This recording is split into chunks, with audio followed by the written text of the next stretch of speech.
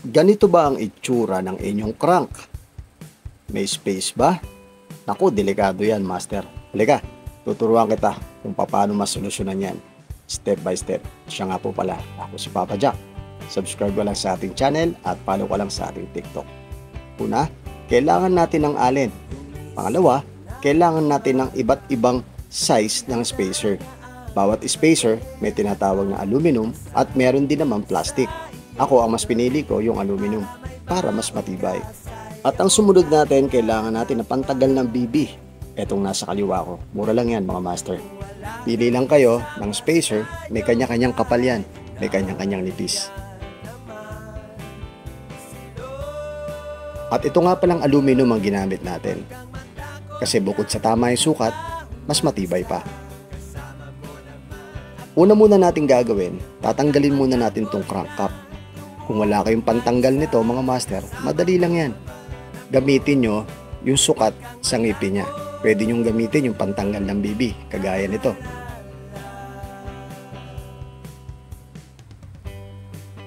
Kung hindi pa rin kasya yung butas, pwede kayong gumamit ng piso. Siguraduhin nyo lang nakakapit yan sa ngipin ng crank cap. Mahalaga kasi na walang space yung spindle mula sa BB papunta sa crank dahil delikado yan. Baka mabilog at the same time, gumagalaw yung mismong crank niya. Hindi maganda yun, master. Delikado yun. Ngayon, tatanggalin na natin yung allen ng isang crank arm.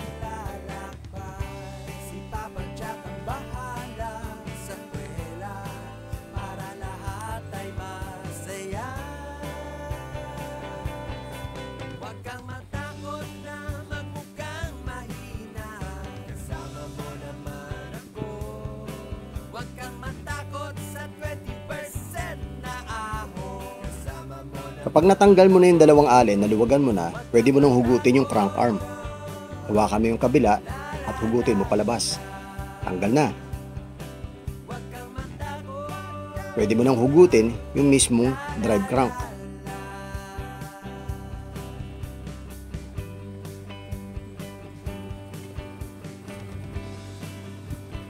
Kapag natanggal mo na yung drive crank, isusunod mo naman yung BB.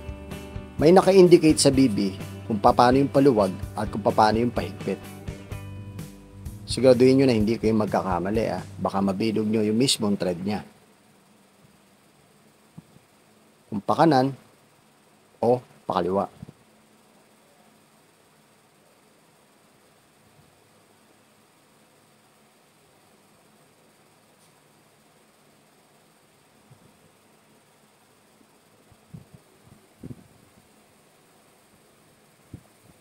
Tanggal na.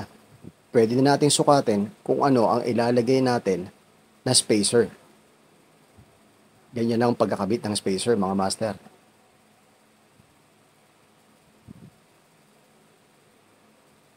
Kung kanina, pakaliwa, ang pagluwag, ngayon naman, pasikip.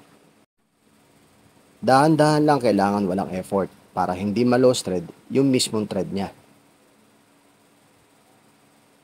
Gagamitan mo siya ng tools na para sa BB. Kailangan mahigpit yan mga master ha.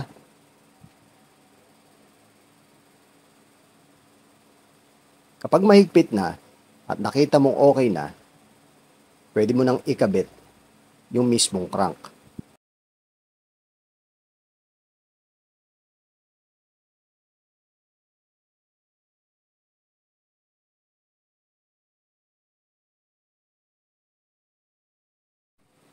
At ang paglalagay naman ng crank arm sa kabila, kailangan opposite.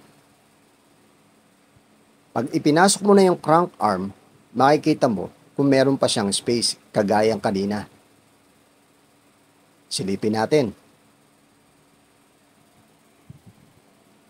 Ayan, wala nang space mga master.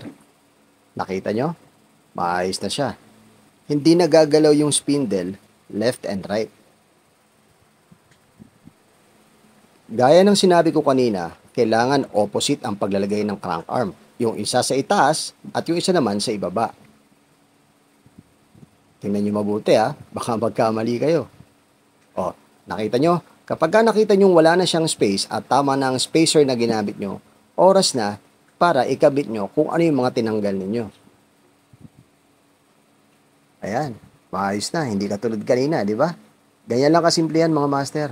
Pili ka lang ng spacer na gagamitin mo na uubra sa laki ng space ng iyong crank.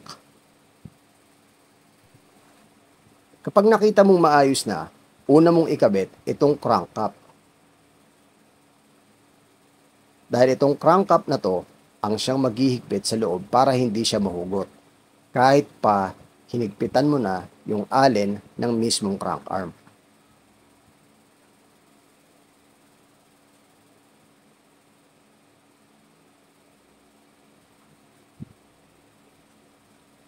Tiyakin na mahigpit ang crank cap ha, dahil maraming nawawalan ng crank cap dahil sa hindi mahigpit.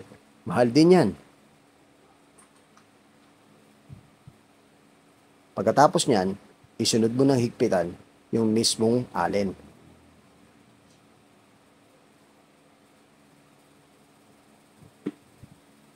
Oh, shoutout nga pala sa ating mga kaibigan ha. Mag-iingat kayo sa pag-ride dahil maulan ngayon. Kung hindi ka pa nakaka-follow sa ating TikTok at sa ating FB page, marami kang tips na makukuha doon. Kaya follow ko lang mga master ha. Bike Talk with Papa Jack. Sa pagkakabit nga pala ng allen, kailangan siguraduhin nyo na nakapasok yan. Kailangan pantay yan. Yan ang magsisilbing dowel ng bolt.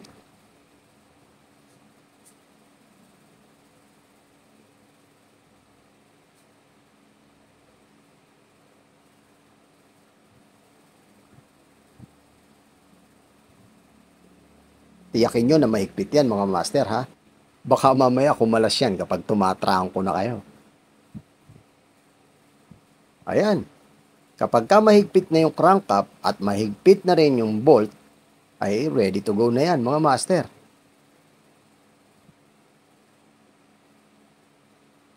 O ayun, ganun lang kasimple.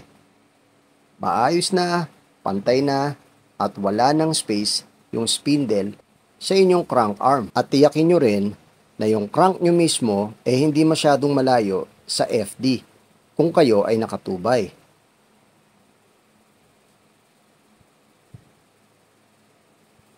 Kapag ka all goods na mga master, ayun, ready to go. Lalagyan na lang ng kadena yan pagkatapos itutono.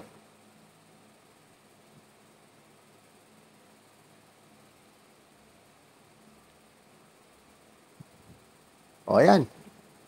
Sakong-sakto na, di ba mga master? Wala nang space kagaya kanina. Double check nyo lang kung meron pa kayo nakakalimutan at double check nyo lang kung maganda ang ikot.